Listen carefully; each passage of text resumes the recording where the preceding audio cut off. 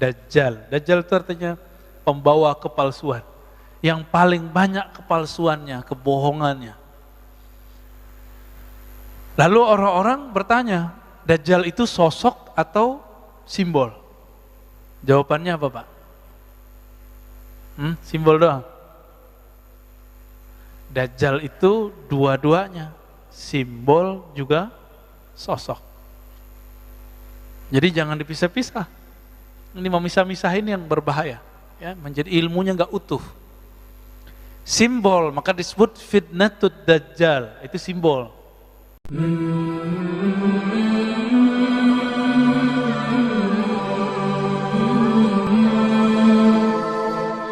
Itu dari setan namanya Khannas. Maka sering-sering kalau pagi, sore baca Qul a'udzu birabbin nas, malikin nas, ilahin nas, min syarril waswasil khannas, alladzi waswisu fi sudurin nas minal jinnati wan nas. Untuk menjaga diri kita dari keburukan ciptaan-ciptaan Allah. Virus apapun itu ciptaan Allah, walaupun dikaryakan manusia. Ya, kita baca juga surah Al-Falaq, ya. Qul a'udzu birabbil falaq min syarri ma khalaq. Aku berlindung kepada pencipta cahaya di subuh hari. Min syarri ma khalaq, dari keburukan yang Dia ciptakan. Ini kita agak sedih. Beberapa orang-orang kedokteran itu meremehkan doa, ya. Oh, virus nggak bisa dihadang dengan doa. Siapa bilang? Ya. Dulu Khalid Ibnul Walid tidak hanya virus, itu racun. Racun nggak tembus di badannya cuma dengan Bismillah. Khalid Ibnul Walid. Tapi para ahli doa nggak boleh sombong juga. Masa orang doa sombong? Masa orang doa takabur? Jadi ini dua hal gak usah dipertentangkan. Orang-orang ahli kedokteran cukup berbicara tentang penyakit fisiknya. Ya, kita ahli agama berbicara tentang hal-hal yang ruhaninya, yang batinnya, ya. Jadi saling menguatkan seharusnya, bukan saling menyalah-nyalahkan. Maka tidak benar juga yang mengatakan bahwa COVID itu konspirasi saja, gitu ya. Nggak ada sebenarnya, itu nggak benar juga. Ada, ya. Kita udah nyaksiin kok. Bahkan kita juga alumni kok, ya. Pak Mirwan udah alumni kan? Tuh. Harus ada reuninya ntar, Pak. Saya membawa dua teks sebenarnya, satu Sunan Abi Daud, yang kedua Al-Bidayah wa Nihayah. Di situ ada kisah penting walaupun cuma 2 halaman, ya. Hadis mengenai atau kisah mengenai Dajjal kan di akhir zaman. Nah, sebelum masuk ke akhir zaman, hadis akhir zamannya nanti kita buka Sunan Abu Daud.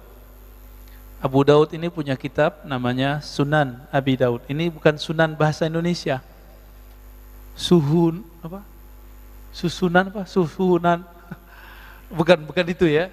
Ini Sunan jamak dari sunnah, nama kitab. Sunan Abi Daud, peringkatnya di bawah Bukhari, Muslim, Abu Daud.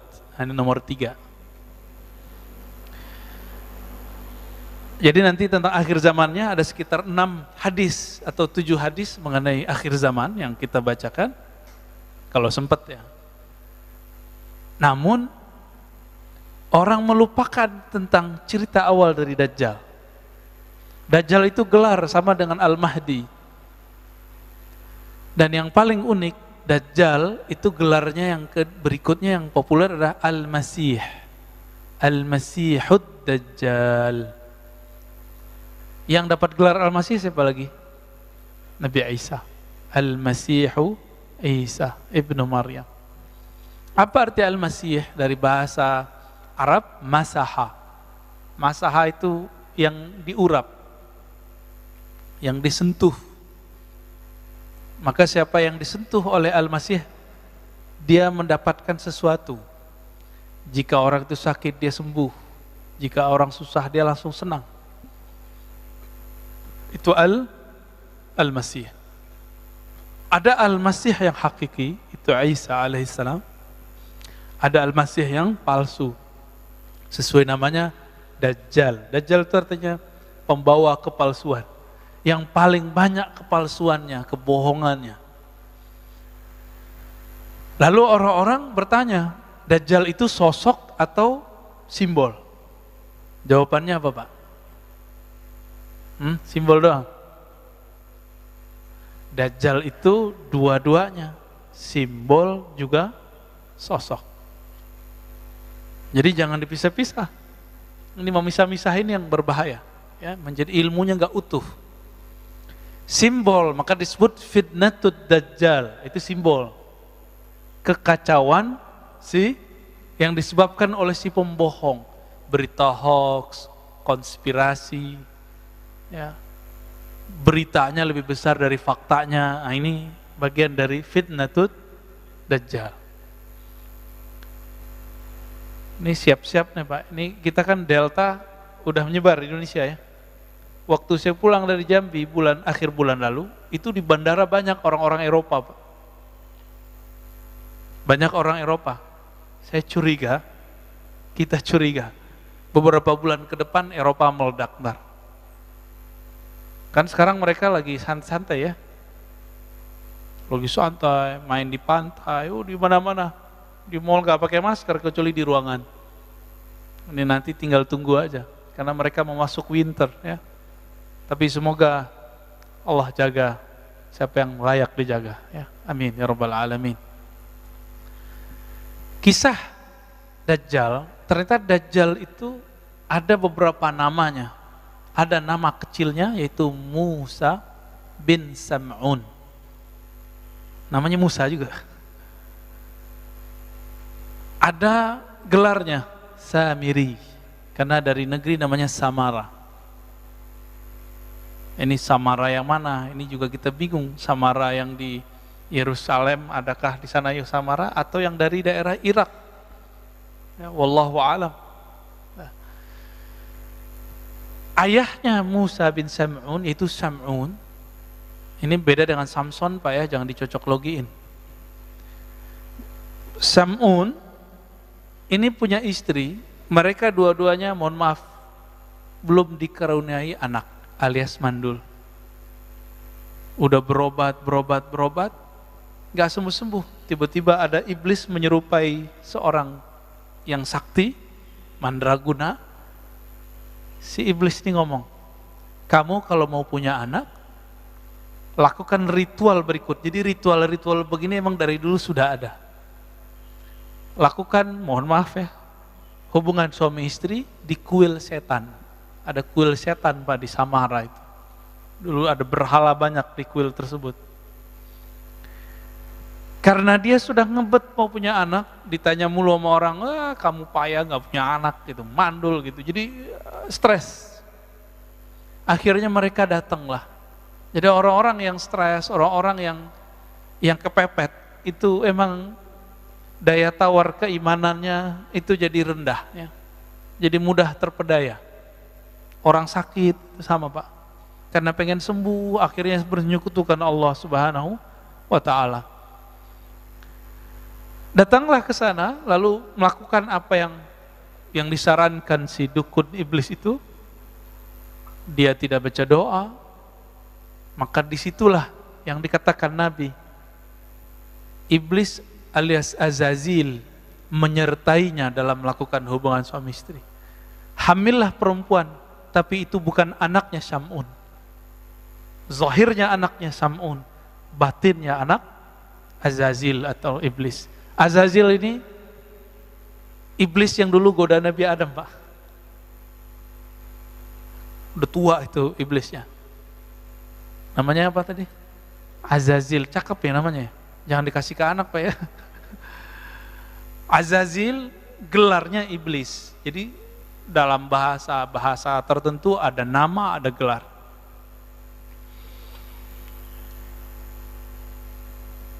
Lahirlah si anak, dikasih namalah Musa. Musa itu artinya anak air. Begitulah lebih kurang. Kalau orang-orang Ibrani, bahasa Ibrani menyebutnya Musa. Sya. Ya, Musa bin Syam'un.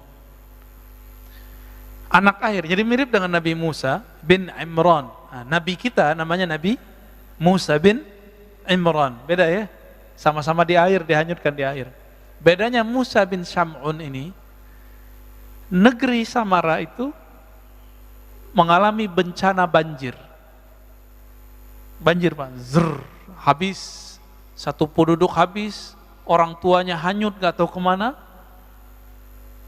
Musa bin Syam'un waktu itu umurnya masih setahun atau 2 tahun, diutuslah oleh Allah Jibril alaihissalam untuk membawa anak ini ke suatu pulau. Begitu riwayatnya. Dibawalah ke suatu pulau. Nah, ini diabadikan dalam ayat Al-Quran, ya. Dalam Al-Quran surat Al-A'raf, surat Toha, ya. Di ayat berapa ini ya? 96 kali ya. 96 apa 97.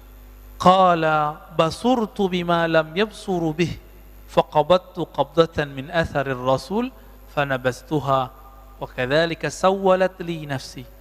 Apa kata Samiri? Nanti kan gelarnya Samiri. Ketika ditanya oleh Nabi Musa, ada apa dengan Musa Samiri? Kok kamu bisa bikin berhala bisa ngomong?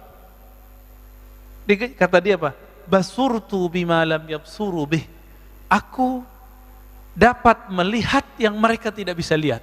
Nah, siapa yang dilihat oleh si Musa bin Sam'un alias Samiri? Jibril.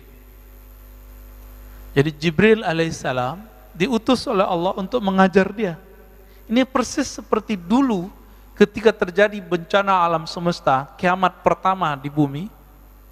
Hancurlah itu karena kelompok jin Banul Jan, itu mereka menghancurkan bumi Pak, melakukan kerusakan, bunuh-membunuh. Dulu jin itu, jin Banul Jan namanya, itu kelompok yang lebih tua dari iblis sekarang ini. Itu mereka di bumi bertubuh fisik Pak, ada jasadnya, melakukan kerusakan di muka bumi. Maka Allah kiamatkan bumi. Kiamatnya kiamat kecil. Maka larilah mereka ke pohon-pohon, ke gunung-gunung, begitu di hadis riwayat Imam Al-Hakim. Larilah ke laut, larilah ke sungai, larilah ke gunung-gunung, larilah kalau yang bisa bersayap, lari ke awan. Bumi hancur ya. Di saat itu terjadi banjir bandang juga di muka bumi. Allah utus juga Jibril untuk menyelamatkan anak jin namanya Azazil. Persis ceritanya. Ya, ini bukan dongeng loh Pak ya. Jangan antum tuduhannya dongeng, ini kajian hadis, kajian riwayat. Tapi ada yang Israiliyat, ada yang tidak. Karena ini sumber cuma ada di Israiliyat, kita ambil Israiliyatnya. Ada yang tidak Israiliyatnya, ya nanti yang hadis Abu Daud tadi. Maka Azazil ini yang mendidik siapa? Sama. Jibril juga diajarinlah zikir, berzikirlah dia. Berhasil naik langit 1, berhasil langit 2, itu ribuan tahun si Azazil berzikir. Sampai kemudian ke langit ke-7 dan diizinkan kemudian menjadi penjaga surga.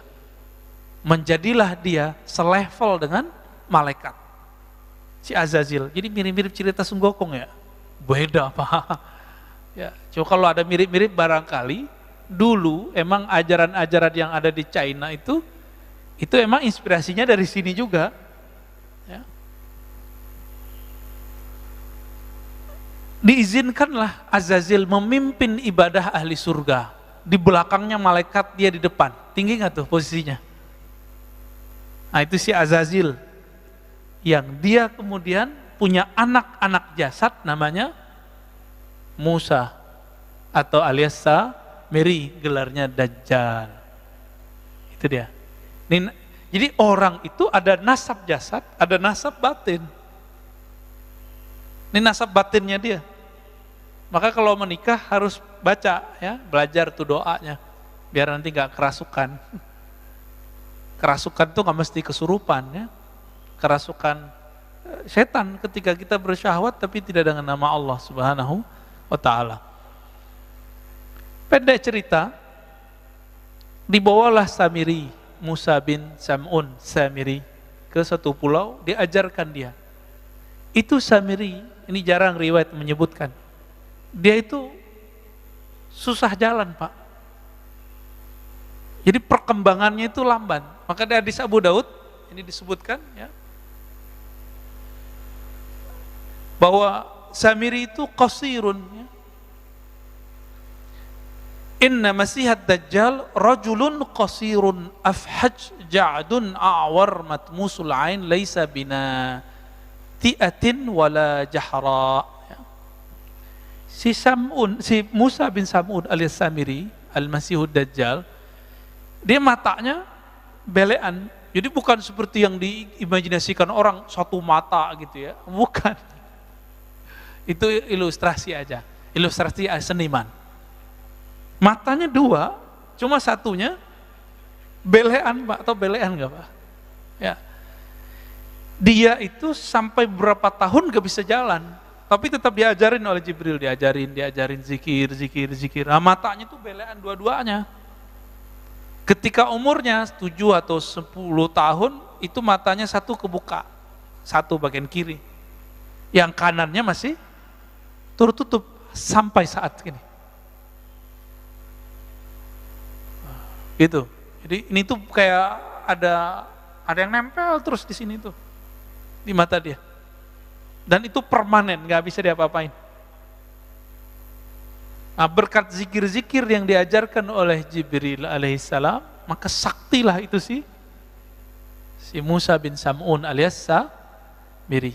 Maka dia mampu melihat yang tidak bisa dilihat orang awam. Ini ayatnya ya. Qala basurtu bima lam yabsuru. Aku mampu lihat yang mereka tidak lihat. Apa yang dia lihat? Dalam tafsir Ibnu Katsir, kemudian di Bidayah wa Nihayah dikatakan, Ra'aitu Jibril. Aku melihat malaikat Jibril. Ini dalilnya nih. Dan ini bukan cocok logi, Pak, emang begitu. Di pulau itu kemudian dia menjadi dewasa, tapi seperti yang dikatakan tadi, jangan dibayangkan Dajjal itu gede badannya. Enggak, tapi dia keker, Pak. Rajulun qasirun. Laki-laki yang pendek. Pendek dia. Cebol kali ya orang nyebutnya. Apa sih istilahnya, saya nggak ngerti deh. Ya. Afhaj ja'ad ya. Jadi jidat itu kecil ya. Jidatnya itu. Awar, matanya satu. Ya, belean itu ya. Matmusul ain laisa bina'in. Ini tanda kalau dia ini bukan Tuhan. Nanti kan dia ngaku Tuhan, Pak. Urusan mata aja dia nggak bisa urus, masa dia ngaku Tuhan? Ya. Lalu kemudian karena kesaktiannya itu dengan nama-nama Allah yang Allah kasih. Jadi Jibril itu memberikan ajaran, harapannya si Samiri ini bisa menjadi hamba Allah. Tapi ternyata nggak berhasil. Di pulau itu siapa yang lewat dia bunuh, ada binatang dia bunuh, memang sadis. Siapa yang ganggu dia dibunuh, siapa yang nasihatin dia dibunuh. Cuma Jibril doang yang gak berani dia lawan. Maka berhasillah dia kemudian dengan kesaktian itu, mungkin lewat perahu segala macam, sampailah dia di daratan. Ya. Pada masa Nabi Musa, dia datang ke negeri yang dimana Bani Israel datang ke sana. Ketika Nabi Musa alaihi salatu wassalam pergi berkhalwat ke Goa Tursina 40 hari ya. Ingat-ingat nih 40 hari. Dalam masa 40 hari itu Samiri sanggup menyesatkan semua Bani Israel kecuali cuma beberapa orang. Yang dititipkan waktu itu siapa? Nabi Harun. Nabi Harun sanggup nggak? Enggak. Maka dalam surah Al-A'raf dari ayat 148, 154, Toha 83 sampai 98 itu diceritakan bagaimana Nabi Harun diancam untuk dibunuh. Kamu macam-macam bunuh gitu. Nah, Nabi Harun ini yang jenggotnya panjang, Pak. Ini yang kita ceritakan beberapa bulan lalu, yang mereka gagal paham kelompok sebelah ya. Itu pujian itu, tapi mereka salah paham. Nabi Harun jenggotnya panjang, kayak sufi-sufi sekarang juga. Jenggotnya panjang, Pak. Ya. Ini yang sekarang dipakai oleh Yahudi Ortodok. Ya, Pak, itu penghinaan. Di mana saya menghinanya? Karena mereka memotong dan niatnya emang ingin memfitnah kita. Tapi ya sudah, kan saya udah maafin, Pak, dan saya minta maaf. Ya. Untuk apa keras-kerasnya? Tapi mereka tetap bully, ya biarin aja. Kita nggak ada urusan. La nakhafu laumata laim. Kita nggak takut dicaci maki. Itu diajak debat sedikit sama teman saya langsung diblokir. Kita dicaci maki tiap hari, nggak ada kita blokir, kita biarin aja. Ya. Kecuali ngomongnya kasar-kasar, jorok-jorok, ini kita nggak hiraukan. Ya. Ya. Ini udah muncul nih. Ini hati-hati, Pak, ya. Di dalam diri kita ada sisi apa? Binatang ternak, ada sisi sifat binatang buas. Kalau ada orang, kalau lagi tengkar, ngomong jorok itu di dirinya lebih dominan sifat binatang ternak. Ngerendahin orang, cari makan lu, gitu ya. Mau terkenal lu, gitu. Ya. Nggak fitnah, nggak makan. Nah ini tanda isi perutnya cari makan, cari makan, cari makan. Jadi dia kalau mandang orang, ceramah, dikira cari makan. Emang kita nggak punya kerjaan. Ya. Emang kita pengangguran, dituduh-tuduh begitu. Ini karena karakter itu.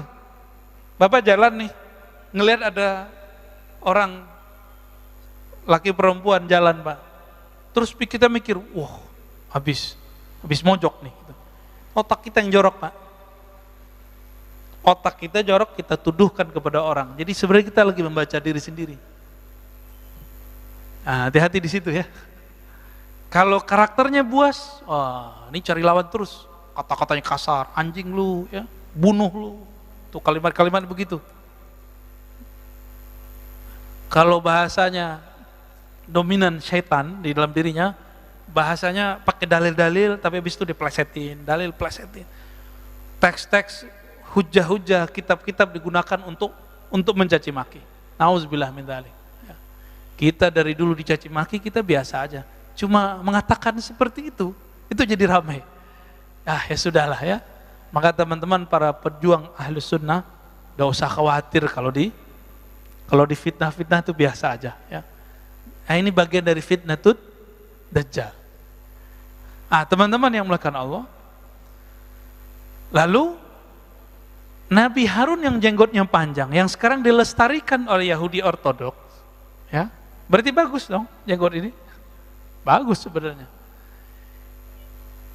Itu kemudian ditarik jenggotnya oleh Nabi Musa. Itu ada di surah Al-A'raf itu ya. Apa kemudian kata Nabi Harun? Ya. Wahai Musa, aku diancam bunuh oleh mereka. Nah, memang dari dulu ngancam-ngancam bunuh nih, turunan-turunan mereka nih, Pak. Ini gayanya begitu. Ayaktulu nih, ya. Mereka ngancamku dengan pembunuhan. Ini gayanya dari dulu. Maka Nabi Harun pun tidak berdaya. Maka Nabi Musa alaihissalam memerintahkan kepada mereka untuk tobatnya dengan bunuh diri. Nah, coba perhatiin. Yang syirik tobatnya bunuh diri. Giliran datang ke Samiri, apa kata beliau? Ma khatbuka ya Samiri. Fama khatbuka ya Samiri. Begitu dalam surat Thaha. Kok giliran ke Samiri ngomongnya lembut-lembut amat? Karena Nabi Musa faham yang punya hak mengalahkan Samiri bukanlah beliau, tapi umat Nabi Muhammad SAW lewat tangan Nabi Isa alaihissalatu wassalam. Oh, berarti siapa yang membunuh Samiri? Nabi Isa. Nah, ini ceritanya di situ, Pak. Karena Samiri tahu ajalnya ada di tangan Nabi Isa. Oke, berarti kan? Karena Samiri sadar bahwa ajalnya ada di tangan Nabi Isa, maka dia membuatlah penipuan, konspirasi pertama terhadap Nabi Isa. Itulah terjadi pembunuhan terhadap sosok yang mirip dengan Nabi Isa. Jadi dia nyamar jadi murid Nabi Isa. Kenapa? Karena dia tahu dalam suratan takdir yang diperlihatkan oleh Allah melalui Jibril, yang membunuh kamu nanti adalah Al-Masih Isa. Dia ingin membunuh Nabi Isa karena ingin merubah jalan takdirnya. Itu Pak. Jadi yang coba-coba merubah jalan takdir ya pengikut Samiri. Jangan coba-coba. Mirip-mirip ya. Orang-orang yang menentang jalan takdirnya, inilah Samiri. Berhasil nggak dia? Ketika dia menjebak Nabi Isa, berhasil nggak dia? Dia nggak berhasil. Yang dibunuh, yang disalib siapa? Dalam tradisi kita loh ya, riwayat kita, Yudas Iskariot. Meskipun dalam agama Nasrani, itu yang disalib tetap Nabi Isa. Nah itu urusan perbedaan faham lah ya. Namanya beda agama ya, beda faham. Beda mazhab aja beda faham, masa beda agama nggak boleh beda faham ya. Nah ini versi kita loh ya, versi kita. Bahwa Nabi Isa tidak disalib. Nah, ayatnya kan jelas ya. Innama syubbiha, sesungguhnya hanya diserupakan dengannya. Ya. Diserupakan dengan Nabi Isa. Wa ma salabuhu, mereka tidaklah menyalib Nabi Isa, tapi hanya diserupakan. Nah itu mainannya sih Samiri. Ini otaknya cerdas. Sekelas Nabi Isa bisa dijebak, maka murid Nabi Isa cuma 11. Inilah yang disebut Hawari. Yang mengikuti ajaran Nabi Isa lewat jalur yang 11, ini baru benar. Sampai datang Nabi Muhammad SAW. Di luar jalur itu bukan ajaran Nabi Isa. Ya. Nabi Isa tidak pernah mengajarkan untuk menyembah dirinya. Dia menyembah Allah Subhanahu wa taala. Itu bisa kita buktikan di kitab-kitab terdahulu dan kitab-kitab yang diturunkan kepada kita. Nabi Isa mengajarkan la ilaha illallah. Kita bisa cek ya. Kitab terdahulu yang berbahasa Arab tulisannya la ilaha illallah. Nabi Isa disunat nggak Pak? Nabi Isa disunat. Apalagi Nabi Isa sholat. Nabi Isa mirip sekali yang diajarkan Nabi Muhammad SAW. Tidak berhasil membunuh Nabi Isa. Nabi Isa kemudian diangkat. Wa rafi'uka ilai. Meskipun ada penafsiran Nabi Isa sudah diwafatkan, inni mutawaffika wa rafi'uka ilayya. Di sini kata kuncinya bahwa mutawaffi, wafat dalam bahasa Arab ada artinya tertidur, ada artinya disempurnakan, ada artinya kematian. Dari mana kita tahu bahwa Nabi Isa di situ tidak diwafatkan dalam arti kematian? Karena ada lafaz setelahnya wa rafi'uka ilayya. Sesungguhnya aku mewafatkan engkau hai Isa dan mengangkat engkau kepadaku. Itulah yang ditemui oleh Sayyidina Muhammad SAW di langit. Waktu Isra Mi'raj, benar. Ketemu ya? Waktu sholat di Masjidil Aqsa itu beliau juga hadir. Ketika naik ke langit, ketemu lagi Nabi Isa alaihi salatu wassalam. Jadi benar gak Allah ada di langit? Adanya para nabi pada di langit Pak. Lihat hadis Mi'raj, dalam Sahih Bukhari ada 5 riwayat berbeda-beda versi. Tidak ada satupun yang menyebutkan bahwa Allah di langit. Yang ada adalah ruh-ruh para nabi, orang-orang suci ada di langit. Yang ngaku-ngaku nyantri di langit, ketemu gak sama Nabi? Kalau enggak jangan ngaku ya. Kan ada nih orang ngaku, saya nyantri belasan tahun di langit. Ya, tinggal kita cek aja. Ketemu gak sama Nabi Isa? Nabi Idris? Karena syaitan gak bisa menyerupakan diri dengan para nabi. Karena dalam diri para nabi itu ada nur kenabian, nur Muhammad sallallahu alaihi wasallam. Teman-teman yang melakukan Allah, lalu apa yang terjadi pada Dajjal ini, Samiri ini? Tiba-tiba hilang aja beritanya Pak. Dia kira tugas dia selesai karena dia menganggap sudah membunuh Nabi Isa. Ternyata belum. Dapat kabar lah dia belum. Hilanglah riwayat tentang itu. Baru muncul kemudian riwayat Imam Muslim, Tamim Ad-Dari. Dia ini pelaut. Jadi pelaut di zaman Rasulullah, ini ada beberapa sahabat, salah satunya Tamim Ad-Dari. Tamim Ad-Dari bercerita bahwa beliau terdampar di satu pulau dan ketemu sosok berbulu. Nah, maksudnya pendek, berbulu, keker gitu. Dan dia sedang dirantai. Ada makhluk namanya Jasasah yang membawa dia. Jasasah ini binatang melata yang kemudian ngajak dia ketemu.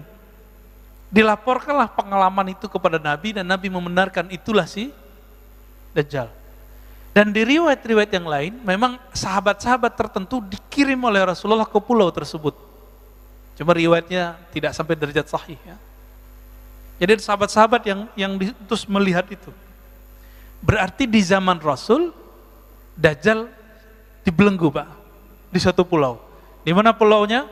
Bukan di segitiga Bermuda Pak. Itu pulau dia, tapi itu bukan di situ. Pulau dia Pak, tapi bukan di situ ya. Jangan cocok logi. Tapi namanya kok Bermuda Pak ya, kayak bahasa Melayu ya, bermudah.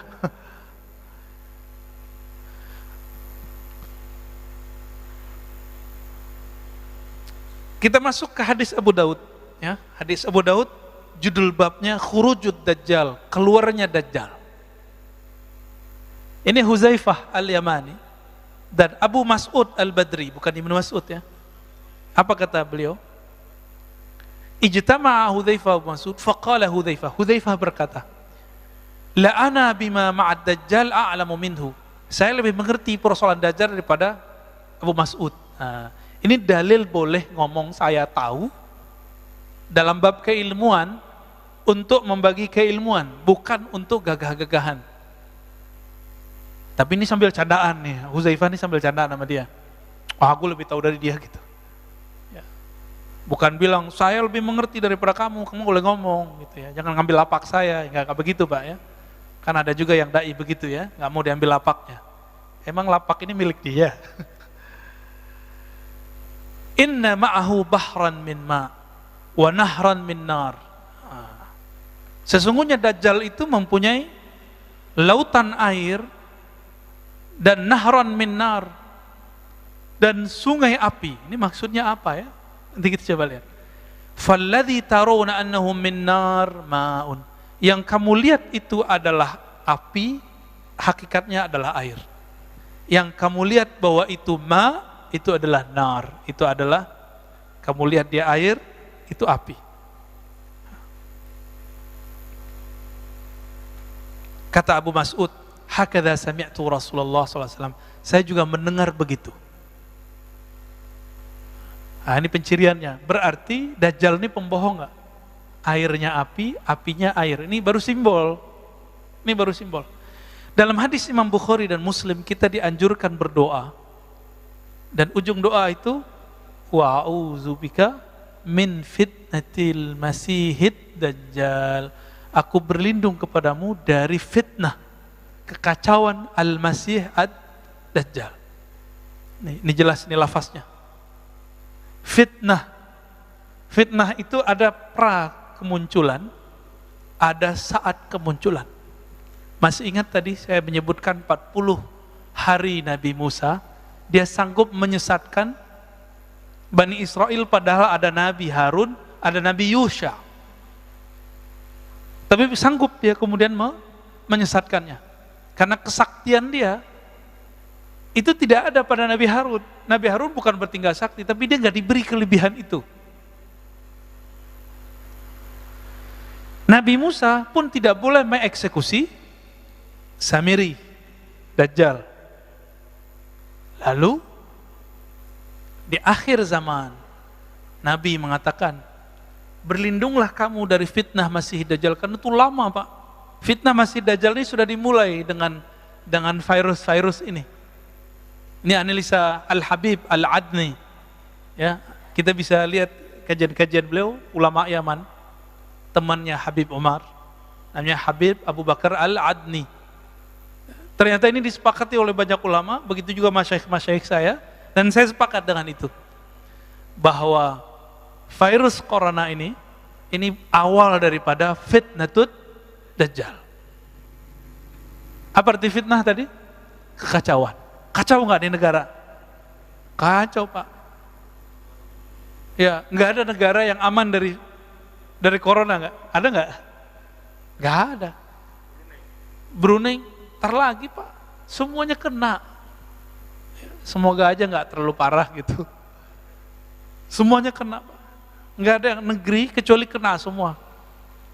Puncaknya nanti ada musibah kelaparan nanti, ya. Ketika negara utang, bayar, beli vaksin udah jadi Tuhan sendiri. Kita dengan kaget mendengar beberapa kaum intelektual yang ngerti agama ngomong, virus ini bisa diselesaikan hanya dengan satu hal, vaksin. Walah, jadi musyrik dia tuh. Ya. Bung Karno ketika memerdekakan negeri ini, dia menyebut dengan rahmat Allah. Walaupun dia berjuang habis-habisan, masuk penjara, keluar penjara, diasingkan, dia nggak mengatakan hanya dengan cara berjuang, enggak. Dia memulai dengan atas nama Allah. Itulah simbol kewalian Bung Karno. Ini orang lupa nih. Kita lupa kan? Kita kira pendiri bangsa ini bukan seorang wali. Wali, Pak, dia waliullah. Maka dia sayang dengan ulama-ulama. Cinta dengan ulama-ulama. Loh kok sekarang ada yang ngaji sejarah mengejek Soekarno? Ngisi di sini kalau nggak salah ya. Oh, gawat ini, Pak. Itu bisa berbahaya itu. Perkaranya bisa panjang nanti itu. Ngisi di sini loh, Pak. Lalu berani kemudian memfitnah Bung Karno. Nah, kembali ke yang tadi, ya. Samiri sebelum keluar akan terjadi fitnatud dajjal, fitnah Masihid Dajjal, dan itu lamanya bukan main. Puncaknya nanti adalah kelaparan yang berkepanjangan. Ini kita simbolnya, kita lihat berapa tahun Nabi pernah mengalami kelaparan. Masih ingat nggak riwayatnya? 2 atau 3 tahun? 3 tahun. Dan ini akan berulang kembali. Akan ada masa, Bapak hitung aja yang ahli ekonomi, yang bisa menghitung-hitung devisa negara, kira-kira bangkrutnya negara kita tahun berapa nih? Kalau vaksin nggak bekerja, virus terus merajalela, mutasi, kira-kira tahun berapa? Hitung aja, Pak. 2027, 28, 29, 30. Bisa jadi lebih cepat. Waduh, Pak Mirwan nakut-nakutin kita nih. Kata Pak Mirwan 2024, Pak. Belum, Pak, 2024 masih ada duit. Masih ada devisa. Ya. 2024 kalau hitung-hitungan mereka masih ada. Ini dari tahun kemarin sama sekarang, negara udah ngabisin duit untuk persoalan COVID ini udah banyak sekali. Dan itu bukan negara kita loh, Pak, ya. Saya dapat kabar dari sahabat saya, ya, jamaah kita juga di Ekuador, kedubesnya, Pak. Ya, Pak Agung dan istrinya itu ngabarin di sana negaranya nggak sanggup, Pak, beli vaksin. Kalau di Indonesia kan kedubes negara lain aja divaksin, ya, dan itu gratis. Tapi dasar orang Indonesia nggak suka bersyukur, ngeluh tiap hari, ngata-ngatain tiap hari, nggak ada rasa syukurnya. Dikasih vaksin gratis juga, ya. Nggak dikasih vaksin rame, dibilang membunuh rakyat. Dikasih vaksin rame, lockdown rame, nggak lockdown rame, bingung kan negara kita, Pak. Ya kayak masjid inilah, ini pengurus kan pusing nih, dibuka ada yang ngeritik, ditutup ada yang menghujat, bingung kan? Selamat bingung, Pak, ya. Ini perjuangan akhir zaman, Pak. Pengurus mundur, hilang. Allahumma sholli ala Muhammad. Kasihan, Pak, ya. Nih, aduh, jamaah nih kadang-kadang mulutnya sama komentar-komentarnya kadang nggak pakai hati, nggak punya perasaan. Ini orang tiap hari diteror terus. Aduh, saya kasihan. Sekarang ini yang paling saya kasihan selain masyarakat di luar, itu pengurus masjid. Yang kedua, yang ngurus masyarakat kita, yang ngurus negara ini, serba salah. Kenapa masjid menjadi sorotan? Karena masjid bawa simbol agama, Pak. Kalau negara emang dari dulu udah dikritik orang, biarin dah ya. Ini masjid nih, siap-siap loh Pak ya. Buka, sepi, ya. Orang takut kerumun kan? Tutup, rame. Maunya apa ini ya? Apa kata Nabi Muhammad SAW? Ma bu'itha nabiyyun illa qad andara ummatahu dajjal al-a'war al-kazzab ala wa innahu a'war wa inna rabbaka laysa bi'awar wa inna baina 'ainayhi maktuban kafir. Ya, hadis ini sahih. Tidaklah diutus seorang nabi kecuali nabi itu diperintahkan untuk mengingatkan akan kemunculan Dajjal. Kita nggak dapat kabar Pak ya, Dajjal ini perang sama Nabi Sulaiman, nggak dapat kabar ya. Perang sama Nabi siapa, ya dalam rupa yang beda-beda, formulasi yang beda-beda tentunya. Berarti setiap masa itu ada Dajjalnya, dari Nabi Nuh. Berarti Dajjal ini bermutasi juga dia Pak. Cuma Dajjal yang permanen itu Musa bin Sam'un Samiri. Ini permanen, dia belum mati-mati. Jadi kalau Musa bin Sam'un alias Samiri masih hidup, masa Nabi Khidir nggak bisa hidup? Ya nggak? Tor gitu bilang dongeng lagi ya. Ya salam. Kita kan nggak dapat riwayat aja bahwa Nabi Khidir itu sebenarnya masih hidup. Kalau ulama ahlu zikir, ahli kolbu, ahli rohani, itu ijma, sudah sepakat bahwa Nabi Khidir itu masih hidup. Masih hidup beliau. Ada beberapa nabi yang masih hidup. Nabi Ilyas, Nabi Idris, tapi beliau kan sudah pernah mati. Dan hadisnya sahih. Ayatnya juga ada.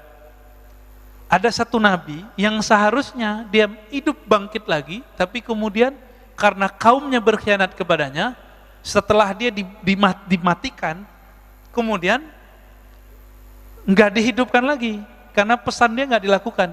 Namanya Khalid bin Sinan. Khalid bin Sinan itu nabi antara Nabi Isa dan Nabi Muhammad. Khalid bin Sinan ini pesan, nanti kalau saya mati itu untuk ada suatu kemaslahatan, maka dia dibunuh, dimatikan. Apa kata dia, kalau aku mati maka nanti jasad atau abunya atau apa gitu, saya lupa lafaznya, tolong nanti dilakukan begini. Ritual ini nggak dilakukan oleh pengikutnya, oleh umatnya, maka dia tetap sekarang di alam barzakh. Jadi ukurnya dia belum mati, ukurannya. Kok bisa begitu ya? Ya emang bisa begitu. Itu namanya Khalid bin Sinan, baru dengar ya? Padahal riwayatnya ada Pak. Ada di Bidayah wa Nihayah, ada di beberapa kitab ya. Lalu ada Nabi Khidir. Dari kalangan musuh Allah itu ada Dajjal, ada iblis, ada jin. Jin itu kalau nggak dibunuh oleh jin yang sakti atau manusia yang sakti, dia nggak mati Pak. Jin itu korin, maka hati-hati. Beberapa orang belajar zikir, nggak tahu, nggak ada bimbing oleh guru yang bersanad sahih kepada Rasulullah. Ketika dia zikir, yang datang Syekh Abdul Qadir, ternyata korinnya, bukan Syekh Abdul Qadirnya. Bisa jadi gitu Pak. Yang datang katanya Syekh Bahauddin Naqsyabandi, ternyata korinnya. Bisa jadi begitu. Ini banyak kejadian nih ya. Ada orang tertentu yang terkena ini, dan hati-hati ya. Bapak Saudara makan Allah. Kemudian apa kata Nabi ya? Kalau tadi 40 hari, maka nanti Dajjal itu keluarnya berapa hari? Juga 40 hari. Hari pertama seperti setahun, hari kedua seperti sebulan, hari ketiga seperti hari-hari yang lain. Hari seminggu gitu. Itu di total 40 tahun rasanya. 40 hari di zaman Nabi Musa, sama 40 hari puncak dia khurujnya, keluarnya, sampai kemudian turun Sayyidina Isa. Jadi Nabi Isa ini luar biasanya apa? Kalau Dajjal datang ke suatu tempat, lalu dia dengar ada Nabi Isa, dia kabur Pak. Karena dia pernah membunuh Nabi Isa, nggak mati-mati, ternyata diangkat ke langit. Beri takutnya Dajjal dengan siapa? Nabi Isa. Tapi Nabi mengatakan apa? Inni qad haddastukum 'anid Dajjal hatta khasyitu alla ta'qilu, ya. Kemudian fawallahi inna rajul la ya'tihi wa yahsibu annahu mu'min. Demi Allah, kalau Dajjal ada, nanti orang beriman datang kepadanya, bertemu dia masih mengira dirinya beriman padahal dia sudah kafir. Fayattabi'uhu mimma yub'ats bihi minasyubhat. Karena dia lapar. Tadi berapa tahun? 3 tahun masa paceklik. Saya nggak tahu tahunnya kapan ini. Tapi Bapak hitung aja, ini perkiraan loh Pak ya. Negara kita mulai nggak bisa gaji PNS-nya. Nah, itu berarti udah deket tuh. Ya. Mikir-mikir mau masuk CPNS tuh. Ini kabar takutnya loh Pak ya, kabar segernya nanti ada lagi. Kabar gembiranya ada juga Pak. Ini kabar menakutkan nih. Ketika negara sudah gak sanggup, ini kan beritanya negara kita coba adem-adem, tapi tetap saja beritanya kan gak adem. Udah kolep Pak ini. Negara udah gak sanggup bayarin rumah sakit, hotel, udah gak sanggup. Vaksin lagi nih, gak sanggup udah. Ditambah ada tikus-tikus yang menari di atas penderitaan vaksin ya. Kita sebut aja mereka tikus ya, gak usah politikus. Ini agak berbahaya ini. Di mana nanti negara-negara di dunia sudah lost semuanya karena hutang. Nah, inilah kezoliman yang luar biasa yang disebut dalam hadis Jawrah. Kezoliman yang luar biasa. Nanti batas-batas teritorial negara itu cuma nama aja. Udah nggak ada lagi.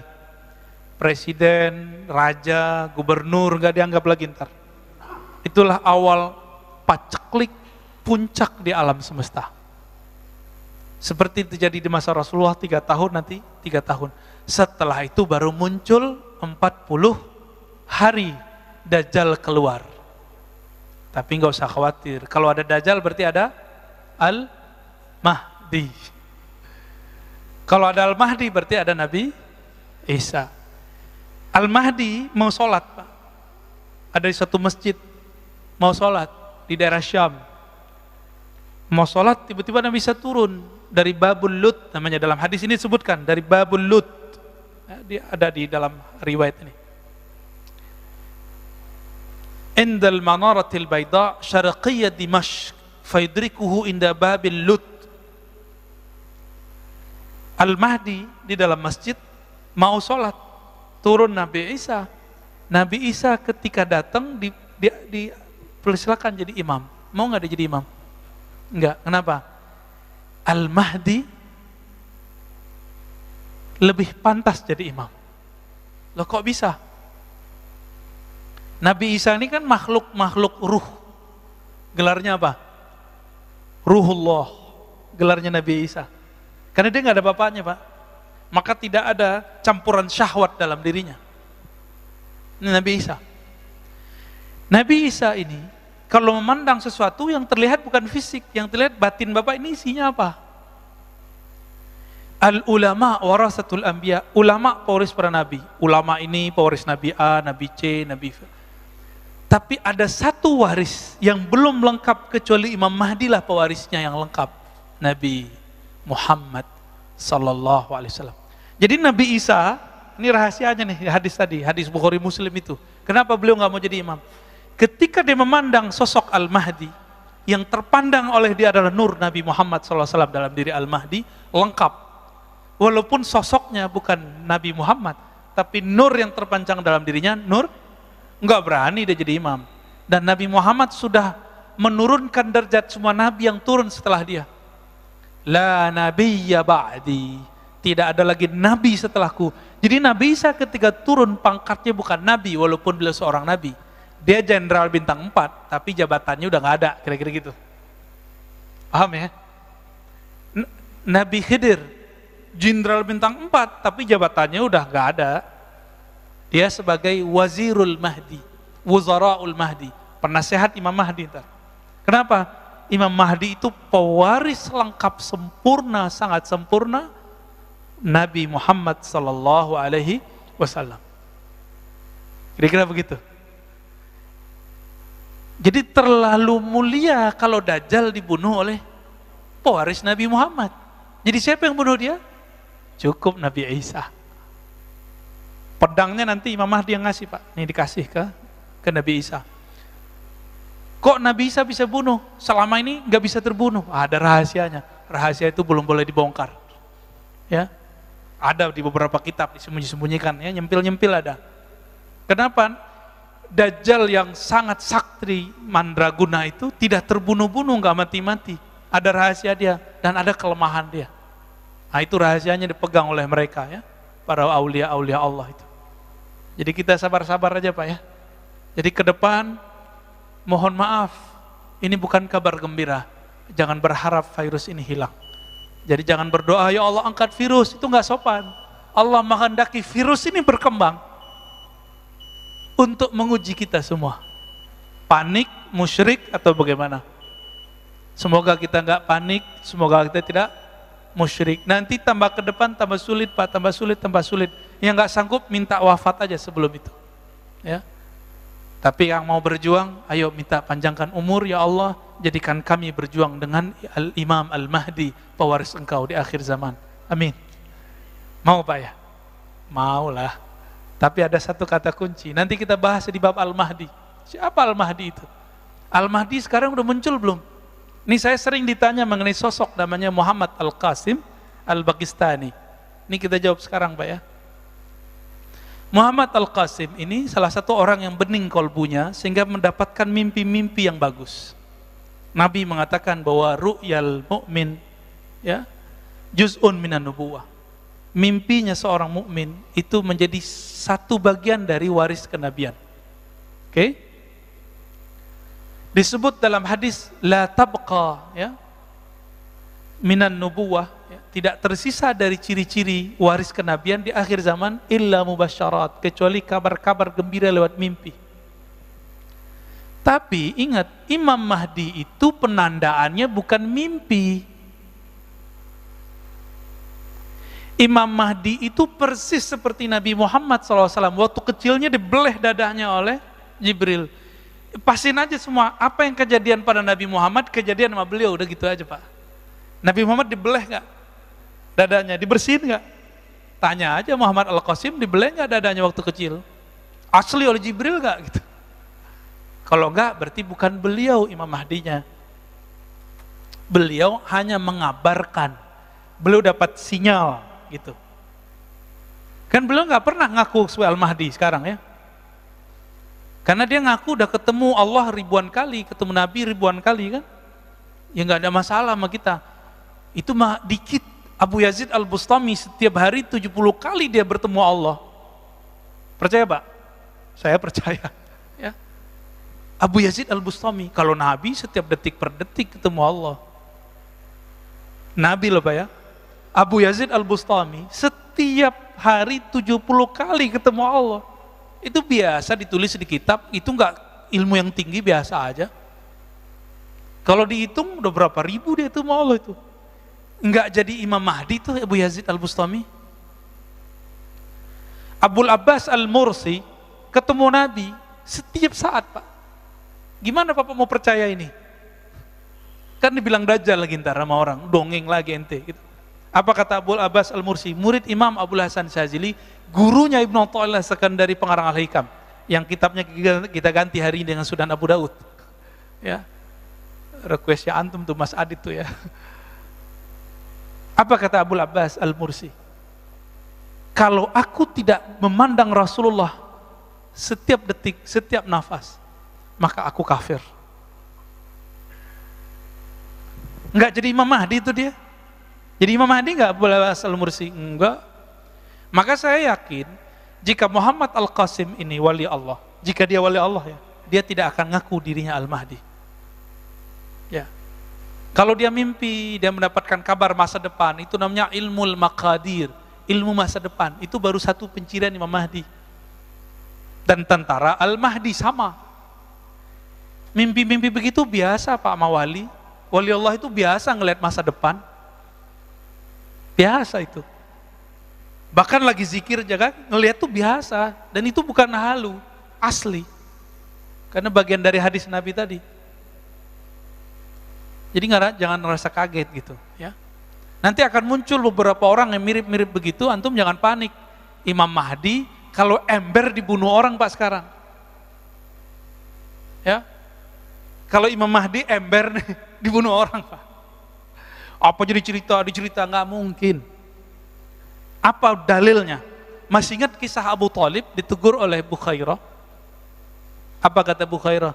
Abu Thalib, kenapa ente bawa ini anak? Hazal ghulam nabiyun, ini anak Nabi.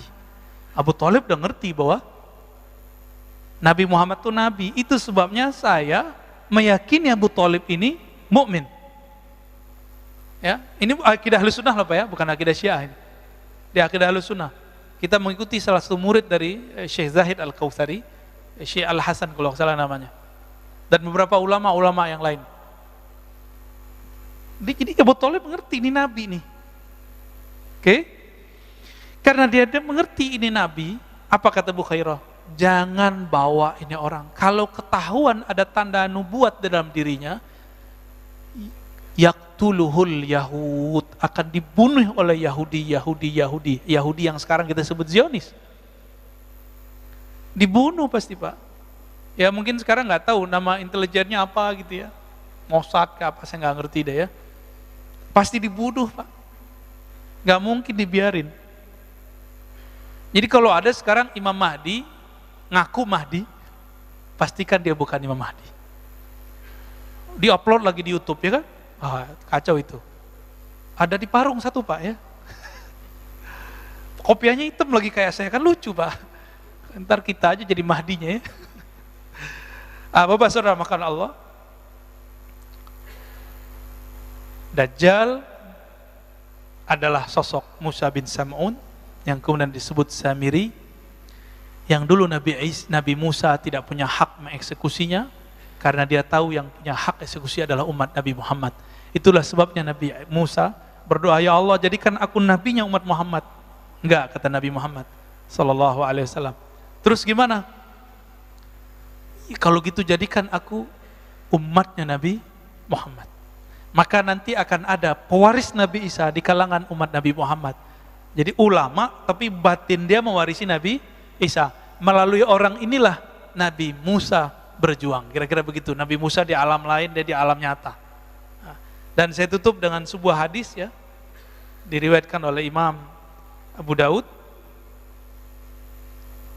Nabi SAW ini juga ada dalam riwayat yang sahih, mengatakan, iyakhruj wa ana fikum fa ana hajijuhu dunakum.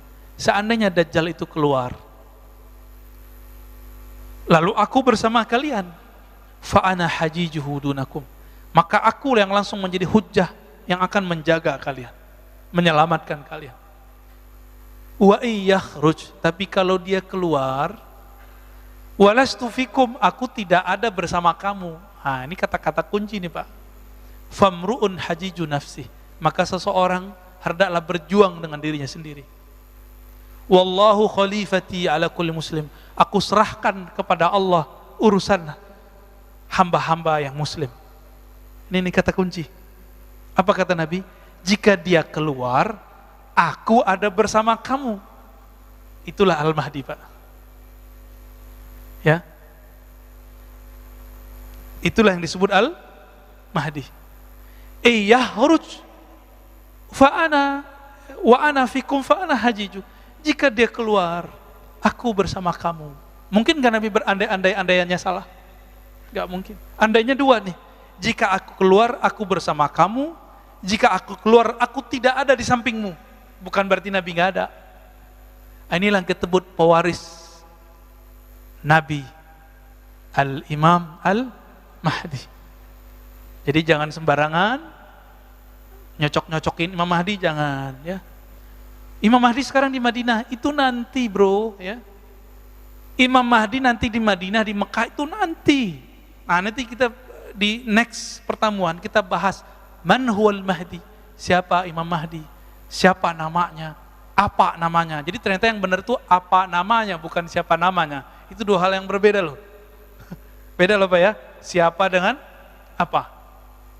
Insya Allah ingetin saya nanti Mas Adit, kita akan bahas ke sana. Ya. Nanti kita tetap merujuk ke Sunan Abi Daud, dan saya pernah membuat daurah itu di Riau, full berbahasa Arab, dan tidak diposting ya. Tidak diposting oleh teman-teman di sana. Baik, lebih kurang itu Pak. Saya rasa cukup. Ada diskusi? Waduh, Pak Dokter nih. Maaf Pak Dokter ya. Jangan clash Pak ya. Ada cross otoritas tar. Tafadhol Pak.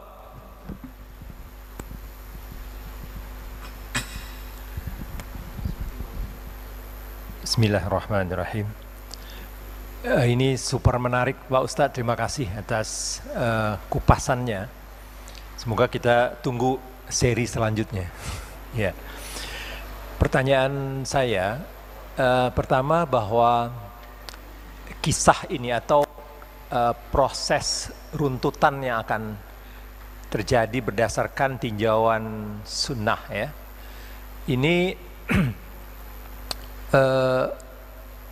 semoga kita terhindar dari fitnah Dajjal.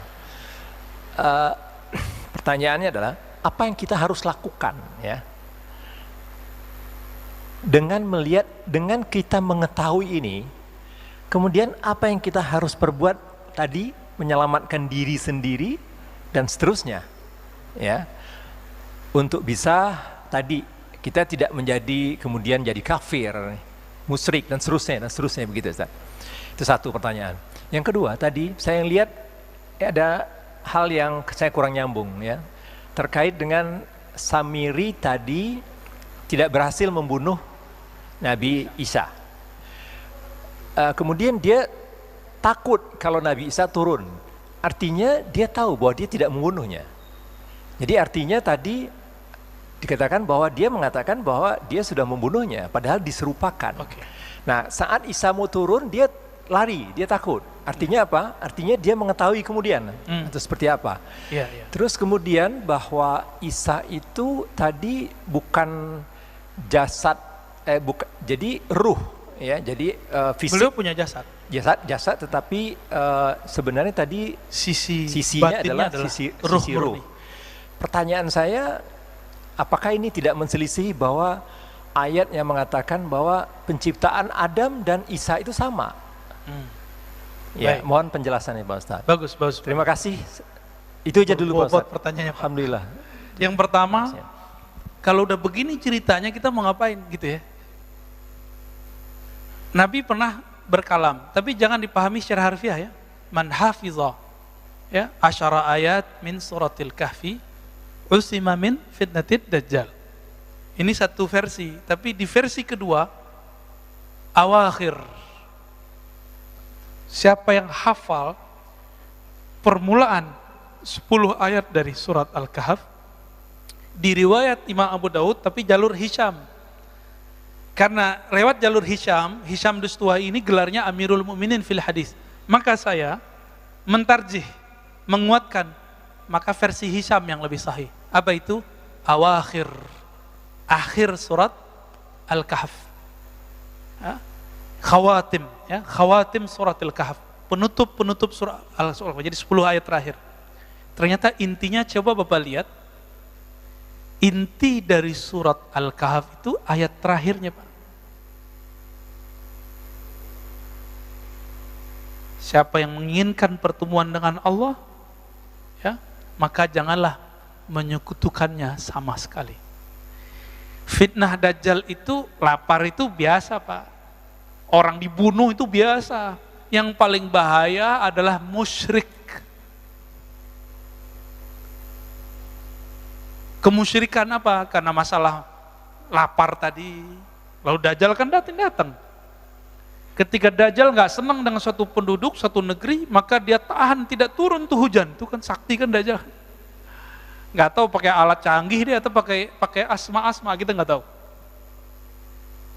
Ketika orang udah kelaparan, tidak ada tumbuhan yang tumbuh 3 tahun Pak lamanya, maka ketika dia muncul 40 hari pertama itu, disitulah kemudian orang banyak menyembahnya, karena dia tebar itu benih padi langsung tumbuh. Maka mulai sekarang rajin-rajin puasa Pak. Dari sekarang kurangi makan. Kurangi hajat untuk makan.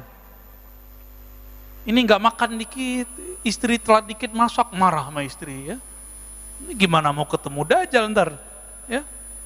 Bisa-bisa antum bunuh istri ntar kan masalah itu. Bisa nyate anak ntar tuh. Bingung nggak ada lagi daging, nyate anaknya masih bayi kan? Nauzubillah min dzalik. Nauzubillah min dzalik.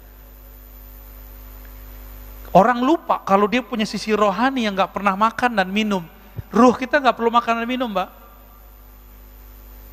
Tapi tubuh fisik ini perlu makan dan minum. Dan itu cuma bisa dengan cara berserah diri secara total kepada Allah. Itulah ujung dari surat Al-Kahf. Khawatim. Maka saya meyakini itu. Jadi Bapak biar nggak ragu, ada namanya teknik jamak. Teknik jamak itu kalau ketika hadisnya 2, amalannya jadi 2-nya. Baca 10 sama baca 10 awal, 10 akhir. Lebih cakep lagi baca dari awal sampai, karena Ashabul Kahf, cerita di surat Al-Kahf itu cerita akhir zaman, semua berulang. Ya'juj Ma'juj, Nabi Khidir berulang semua Pak di situ. Ya, silakan dibaca, direnungi setiap hari Jumat. Ya. Kalau dia mengerti ayat ini, merasuk ke dalam dirinya makna itu, insya Allah itu jadi benteng dia nanti. Tapi Nabi kasih tahu, jika kamu mendengar Dajjal keluar, menghindar. Falya'ni anhu, menghindar darinya. Jangan merasa sok-sok hebat. Yang selamat nanti cuma anak kecil, Pak. Anak kecil yang sekarang ada di Al-Quds. Yang nanti ketika dia disembelih oleh Dajjal, hidup lagi, nggak mati-mati. Apa kata dia?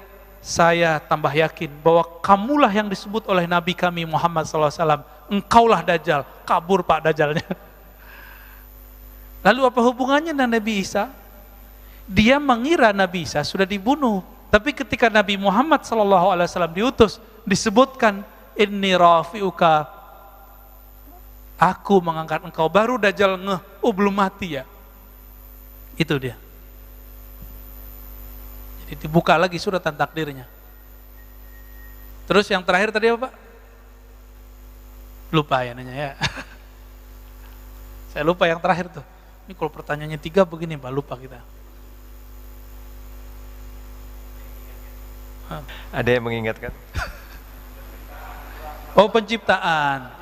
Penciptaan Adam dan Nabi Isa itu sama, maksudnya dari tiada menjadi ada. Tapi beda. Kita ada ayah dan ibu. Beda nggak sama Nabi Adam? Nabi Adam ada ayah nggak? Ada ibu nggak? Nggak ada. Sayyidatuna Hawa, Eva, ada ayah nggak ada ibu. Sayyiduna Aisyah ada ibu, tiada ayah. Beda Pak. Tapi dari ketiadaan menjadi ada sama. Khalq secara basyariah. Karena kalau versi surat Shad, inni khaliqun basyaran min tin. Aku ciptakan sisi manusiawi. Adam, siapa lagi tadi? Isa, Hawa, kita sama semua. Tapi secara ruh itu beda. Itu beda ya. Maka Nabi Isa, karena beliau makhluk rohani murni, beliau tidak menyebut Nabi Muhammad, beda dengan Nabi Adam. Beliau menyebut inni mubasyiran bi rasuli ya'ti min ba'dismuhu Ahmad. Karena Ahmad itu adalah Nabi azali istilahnya. Jadi ketika Nabi mengatakan aku sudah jadi Nabi, Adam belum ada, itulah dia. Ahmad namanya. Nabi Isa karena dia ruhullah, dia memandang itulah Ahmad. Itu yang akan keluar namanya nanti Muhammad. Dalam hadis dikatakan, Nabi Muhammad bersabda, namaku di dalam kitab-kitab terdahulu, Injil atau Taurat itu Ahyad. Artinya sama, terpuji. Gitu ya. Jadi gitu Pak, jadi ini bukan satu hal yang berbeda, cuma dia perbedaan ibarah saja ya. Ya, ada lagi? Terima kasih Pak Ustadz. Ya. Ya. Jadi nggak rame-rame amat kan, jadi boleh panjang. Boleh. Kalau rame malah saya yang takut Pak. Jadi dianggap buat kerumunan lagi kita. Ya. Alhamdulillah kajian yang sangat-sangat menarik. Dari saya ada 2 pertanyaan Ustadz. Ya. pernah ada mendengar hadis bahwa di akhir zaman nanti ada fitnah yang seperti malam yang gelap gulita. Nah itu kami ingin mengetahui apakah betul itu untuk posisi kami sekarang seperti itu, atau ada penjelasan lebih yang detail mengenai Gelap hadis gulita. malam yang gelap yang berkepanjangan tersebut. Itu Iya, yang pertama. Yang kedua, dari penjelasan Ustadz tadi bahwa Samiri berhasil menyesatkan umat Nabi Musa yang sudah istilahnya diajari dan dikader bertahun-tahun lamanya.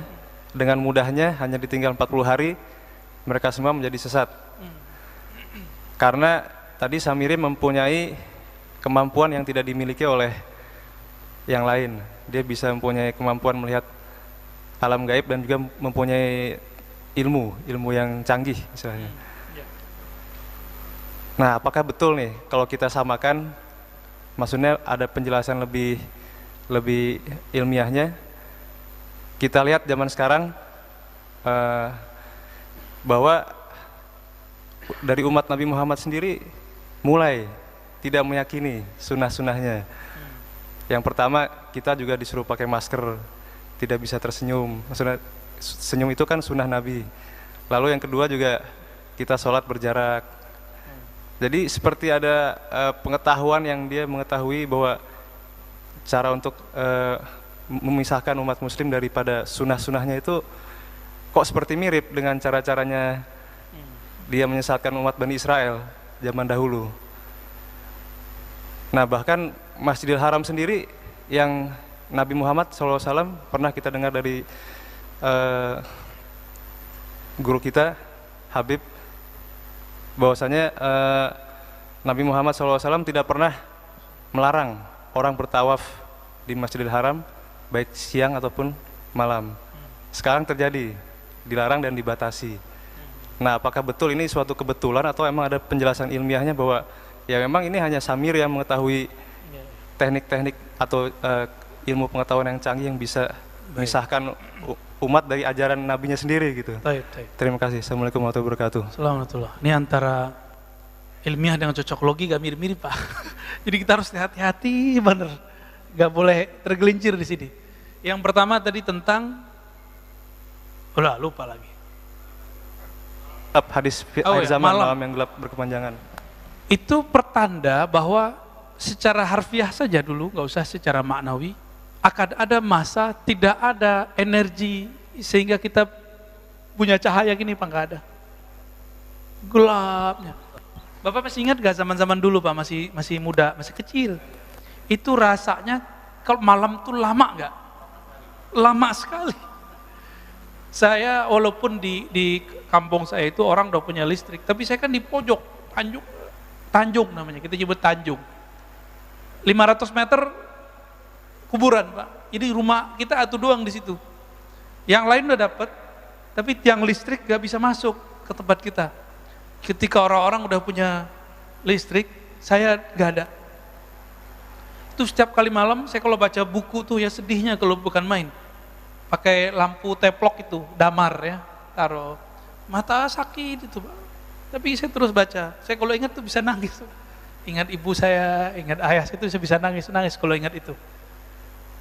Dan rasanya lamanya bukan main.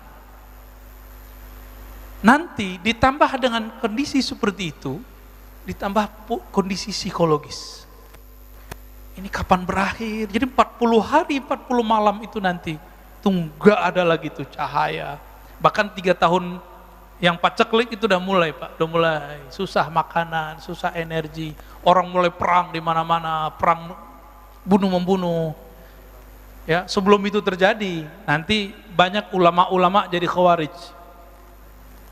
Berarti dia bukan ulama beneran toh. Kafir mengkafirkan, bunuh membunuh, caci mencaci. Jadi sekarang caci mencaci ini awal, Pak. Ini awal munculnya tentara-tentara Dajjal. Karena nanti targetnya satu, bunuh membunuh sesama muslim.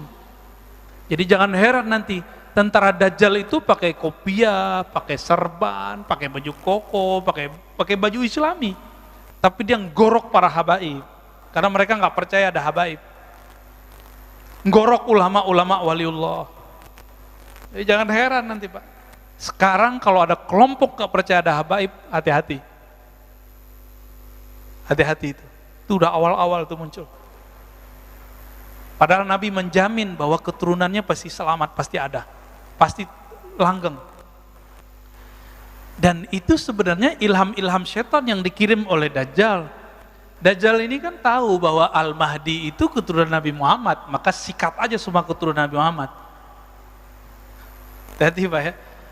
Kita mengakui zuriat Nabi ini beragam, arah politiknya macam-macam. Ya kita hormati semua, gak usah ikutin arah politiknya, cintai aja mereka. Pasti ada yang pro Habib Fulan, ada pro Habib Fulan, ya kan? Ya nggak apa-apa. Yang penting kita hormat sama semua Habib. Siapa tahu dari kelompok dia, dari keturunan dia, ya kan? Wallahu a'lam. Jadi itu terjadi ketika musim semua nanti menua. Jadi cerita bahwa kan Ustaz akhir zaman udah banyak cerita ini. Ini ada benarnya, cuma yang nggak benar ini cocok logi tentang Imam Mahdi yang dari WA Yaman itu nggak benar itu ya. Kemudian Dukhon 2 tahun ini kan mereka mewaswaskan umat ini, itu yang nggak benar. Mereka cabut saja sedikit cocok logi itu, udah lurus tuh mereka itu udah nggak ada masalah sebenarnya. Cuma karena suka cocok logi, mungkin lagi mencari bentuk nih formulasi gimana sih. Ya kalau nggak kenal ciri-ciri Imam Al-Mahdi yang batin, cuma kenalnya yang zahir, jidatnya begini, hidungnya begini, antum bingung. Habaib dari dulu yang jidatnya lebar banyak, yang hidungnya mancung banyak. Jadi kalau pencirian Imam Mahdi zahir, lewat antum. Pencirian Imam Mahdi itu bukan lewat itu, tapi lewat yang tadi. Iyakhruj wa ana fikum fa ana hajijuhu. Jika dia keluar, aku bersama kamu. Ini aku bersama kamu ini yang penting. Aku ada di antara kamu. Kenali ciri-ciri pewarisnya ini. Sekarang belum kelihatan Pak. Kalau sekarang obral beliau Al-Mahdi ya lewat, dibunuh ntar. Ya, yang aku Mahdi jadi tangkap-tangkapin sekarang enggak. Minimal disidang sama MUI, sama Jawa, macam-macam lah. Terus yang kedua tadi tentang adakah ini memang agenda dari Dajjal, orang sholatnya udah pisah-pisah gitu ya, pakai masker, padahal kita harus senyum. Jangan jauh ke sana. Jangan ke sana. Nanti antum tengkar sama Pak Dokter nanti. Penanya pertama, sama kedua ntar tengkar Pak. Ini itu kalau versi usul fikih dan fikih disebut dengan sadduz zari'ah. Apa arti sadduz zari'ah?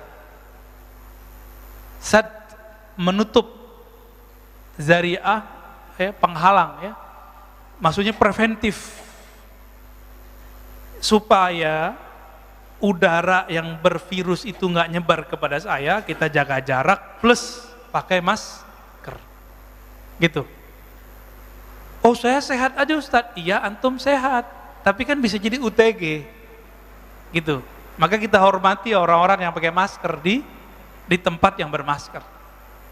Di luar itu ya sudah nggak apa-apa. Ada beberapa masjid nggak ada pakai masker Pak, biasa-biasa aja. Tapi mereka di sana mati juga tiap hari biasa aja. Tiap pagi dengar innalillahi wa inna, emang ada kok. Kita mau kasih tahu virus ini ada. Baik secara zahir ataupun secara batin, itu bisa dilihat. Secara zahir tanya dokter, secara batin tanya ahli-ahli rohani. Itu mereka bisa lihat. Jangan konyol seperti yang video itu diambil-ambil, emang begitu. Kiai ya? Mati kan?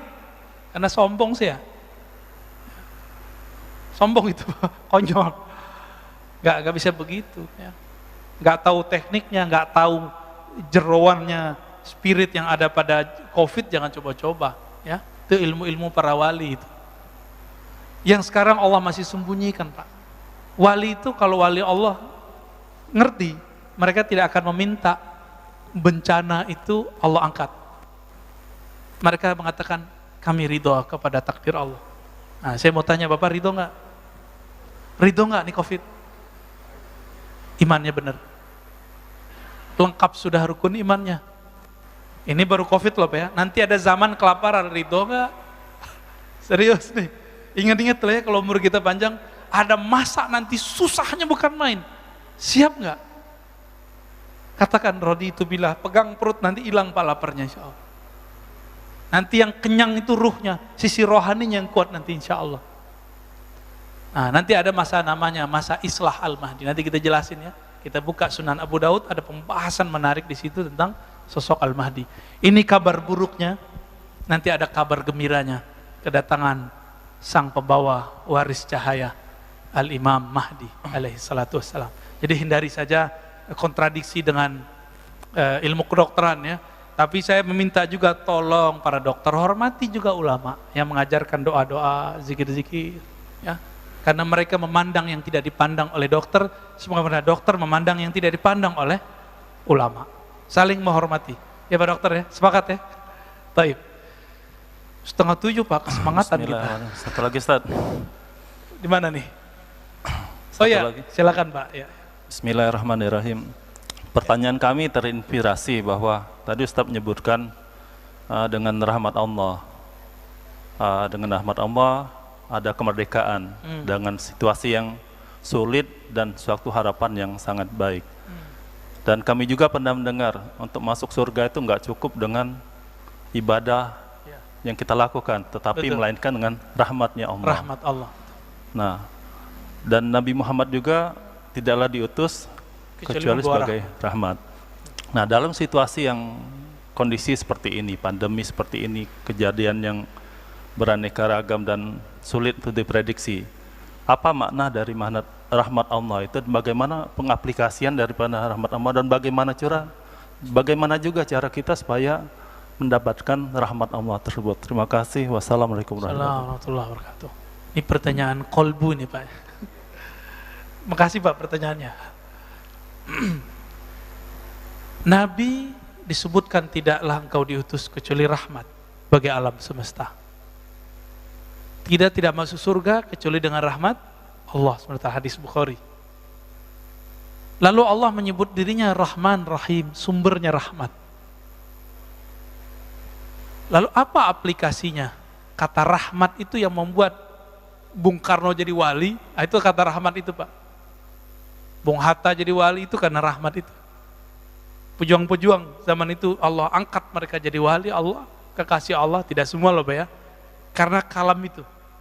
Jadi jadi wali Allah itu gampang-gampang susah. Mengerti rahmat Allah, jadi wali. Ada wali diangkat jadi wali Allah, karena dia melihat ada anjing, kedinginan di tepi jalan, dia pakai jaket mantel yang zaman-zaman orang Arab dulu. Dia keluarkan itu, dia lepas, diselimuti itu, si anjing. Dia kedinginan tapi anjingnya nggak kedinginan, dia selamatin di tempat yang berteduh. Allah angkat jadi wali. Ada perempuan di zaman Bani Israel, perempuan PSK, jadi wali karena dia memberi minum anjing. Lain sama mu'alaf yang itu ya, anjing mau ditabrak sama dia. Ya belum jadi wali dia Pak. Maka bagaimana aplikasi rahmat? Orang yang ada nur rahmatullah dalam dirinya, dia tidak pernah putus asa. Satu, kejadian begini nggak pernah putus asa. Yang kedua selalu husnuzon, baik kepada Allah, apalagi kepada Allah dan juga kepada makhluk. Saya mau tanya Pak, COVID ini buruk semua atau ada baiknya? Apa baiknya Pak? Jadi insaf, waduh bahasanya soleh banget Pak. Kalau saya merasakan apa? Selama COVID saya bisa belajar lagi Pak. Saya bisa mentolaah lagi. Jadi kalau nggak ada COVID, saya nggak pernah ngaji hadis akhir zaman secara detail. Kalau nggak ada COVID, saya nggak belajar kitab Khatmul Aulia, pencirian-pencirian kondisi akhir zaman, wali-wali akhir zaman ada di kitab Khatmul Aulia. Kalau nggak ada COVID, kita nggak bisa membahas tentang hal-hal yang harus dibahas semenjak hari ini, yaitu persoalan-persoalan ayat-ayat akhir zaman. Dan saya berguru lagi Pak. Jadi selama COVID itu saya berguru lagi. Walaupun secara rezeki kita nggak semudah dulu, tapi ternyata rezeki kan nggak hanya materi. Ada rezeki namanya ilmu. Ada rezeki namanya rasa takut kepada Allah. Bapak setiap hari dengerin inna lillahi wa inna ilaihi rajiun. Itu ada rasa takut gitu. Wah itu mahal itu Pak. Walaupun itu nyebelin juga kadang ya.